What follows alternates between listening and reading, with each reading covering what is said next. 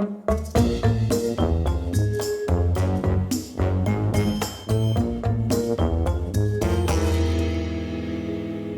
everybody, Garcia here, and welcome back to another Board Game Echoes, in which I'm going to be taking a look at two games that remind me of one another, that sort of mirror one another in some way.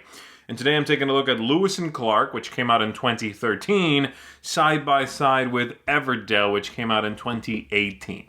I'm going to be removing the boxes here so that you can see what's going on the boards. We have Lewis and Clark here on the bottom, and Everdell here on the top. I'm not quite showing you the full board for either one of these. But here is what the main echo is for me. Both of these games are games that are mainly about worker placement and card distribution, card play, and they are fluid between those two actions. So you will, one turn, play a worker out somewhere. And then the next turn, you'll play a card, and then go back to playing a worker. And this is completely fluid, as well as the sort of large resets in the game when you take all your things back and you start again. That happens for you at a different point than it happens for me, than it happens for a third player. So that's what those two have that mainly is similar in the two designs. So let me tell you about the broad strokes here as far as gameplay goes. We're going to start with Everdell here at the top. In Everdell, you are going to have a hand of cards. You are going to be gathering more of these. You are going to be playing them out in front of you, face up for special abilities, for victory points, and you are going to be sending out your workers to the land of Everdell here to gather you things. Like two resin, three twigs, and pebbles, maybe some berries. So you will go to these places, gather those things, pay for these cards, gather more cards, play them out in front of you. You can have up to 15 of these in front of you, and at the end of the game, after you go through some seasons to make up 1 year, you are going to score all the cards, any points you've made during the game, which you could get on the board as well, and various other things. There are a few different places of victory point input in the game that you might utilize to get you the win. So those are the broad strokes there for Everdell. For Lewis and Clark, you are going to be traveling across the nation. This is the core discovery, of course. And you are attempting to make your way down the river, camp at the necessary locations without wasting days. You are going to be gathering up Native American help. You're going to be getting help from these locations to gather resources. You are also going to be drafting cards that would be up here as helpers to bring along with you, and using their powers to move you along. Ultimately, what you are trying to do is move along the water, along the mountains, make it all the way to St. Louis, and be the winner if you get there first. So again, this fluid notion between worker placement, gathering cards, same thing up here, gathering things, playing cards. Sometimes the cards give you things, so you don't need to come up here for a moment. This idea of going back and forth between those two. Another thing that these games share, and they do very well, is the idea of progression. By that I mean what you as the player can do. Lewis and Clark has actual progression down the path, but I'm talking about what the player can do on their turn. In Everdell, it's a fairly simple sort of one-axis progression. You are, at the beginning of the game, going to have a couple of workers, and as you move on from one season to the next, as you quote-unquote reset, you are taking them back, and you are going to gather more. So you'll get one, maybe you'll get two more, and eventually you'll have quite a few more than you started with, making your seasons longer, giving you more to do, making you feel more powerful, like you can, achieve much more. And now that you've got some cards on the table, they'll compound their powers with more workers to help you achieve, new things you couldn't do before. In Lewis and Clark, you are going to be doing that on several fronts. You are going to be building up your hand of cards. You begin with an opening hand, which has a few characters that you will have. And then from this deck of cards, there will be several up here face up. You'll be able to hire those to help you on your journey. And as you take them, you will add them to your hand. You'll be playing these. And so playing through your hand will take longer. You'll have more options. You will have new Native Americans that come into play. And as you seek help, you will have more of them, so you'll have more workers. There are more parameters here that balloon and grow and allow you to do more as the game goes along. In Everdell, again, it's largely cards and having more workers. In Lewis and Clark, it's those two things, but it's also the fact that you are resetting your hand and picking up all these cards again. They are not locked on the table, is allowing you for more combinations, more possibilities, more adaptation as you are going along the way. But again, they are similar. It's very much those two things, workers and cards, growing as the game goes on to allow you to, feel like there is a great amount of progression. And in both games, I would say there is a great amount of progression. It's just a bit more subtle in Everdell. Now let's talk about a couple of things that are interesting and kind of different and even at odds between these two games, okay? In Lewis and Clark, the main drive, what the players are attempting to do is to speed up. And by that I mean you are literally trying to hurry down your path. You have to be mindful when you choose to take a quote-unquote reset turn. I'm calling it the same thing for both, because if you have a lot of waste, by that I mean you have wasted space on as part of your party here. You have too many goods you are carrying in the game. You have too many cards left, cards you did not utilize. You are going to waste literal days, and the game represents this by having you move back after you camp. So you are trying to be as efficient as possible. You are trying to hurry up along the way.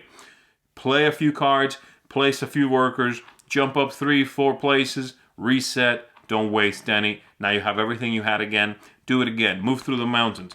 Come out the other side, maybe a couple of river spaces, reset. And you don't waste any days. And moving along. So that's the main drive. Hurry. Go pick up speed. In Everdell, you are kind of doing the opposite. You are attempting to slow down. You have only a handful of workers. You must stretch them out as far as you can. So you are sending someone here for 2 resin, like I said. Well, with those 2 resin, you might build a card. And with that card, you then draw 2 more cards. From those 2 cards, you can now use one with resources you've gathered from another one and slow down having to send out your workers. And now that you've played one out, oh well, it looks like I better send out a worker and get that final berry I need. So I'll get that berry, and now I can play this other one. And hey, with this one I can send a character out that matches that building out for free. So you're trying to slow down your deployment of workers. You're trying to build up your tableau, the cards, gain powers from them without having to hit the reset button and moving on to the next season. That's ultimately the main feeling difference between these two. Trying to speed up, trying to slow down. In this one, just like in Lewis and Clark, you're also trying to wait out your opponent so that they will reset and remove workers from all of these locations so that you can jump in there and take them. So that's another thing you're waiting to do. You're hoping that, players have to take that moment, that respite, and go away so that you can take all the spots they just opened up. Same thing in this one here. So that's the main, I think, emotional beat, or, the cadence of the game that is very different between these two, and the one that perhaps might inform which one you ultimately like more. Which of those ideas do you enjoy more at first glance? All right, so let's go ahead and wrap up here this broad look at the two games with some more minor observations here. Lewis and Clark has a lot of symbology. There's going to be a tremendous amount of iconography and no writing on these cards. You'll largely have to figure out what all this means. There is a great rule book that tells you what everything does and is, but it might slow you down as you are looking things up, which is interesting because, as I said, the game's trying to have you speed up, well, you'll be slowing down trying to decipher all the iconography. In Everdell, you do not have to worry about that. It is very clear and simple what you are doing. Everything is written out. The cards are very well laid out and self-explanatory. So that's a great point towards Everdell there. Of the two games, Lewis and Clark feels the most dangerous. And by that I mean, as you are gathering and placing in the center of the table here the Native Americans, when it is your turn to reset, you may take as many workers as you want, which is a very interesting and, again, dangerous concept. When you reset in Everdell, you take back your workers. Well, in Lewis and Clark, none of them are your workers. When you reset, you may take as many as you want, and you put them, again, on this board I showed you. You can keep them on here until you deploy to these spaces and gather whatever they give you. But you can take them all. You can take just a few. You can do whatever you want, and there are more and more of these as the game goes on. But if you are caught in an inopportune time with a lot of these characters just sitting on the boats, you are going to be, again, wasting those days and moving backwards. So you have to be forward-thinking and mindful. How many do I want? How many do I need? I have to balance that greed of actions with speed. It's all about that speed, about being efficient. So that feels more dangerous than in Everdell. In Everdell, you're not really going to have that pressure of, I messed myself over, unless you make a timing error, right? Oh, I should have done this first and then that. Okay. But in this one, your want for more might actually cost you the game, and so you have to think about that very carefully.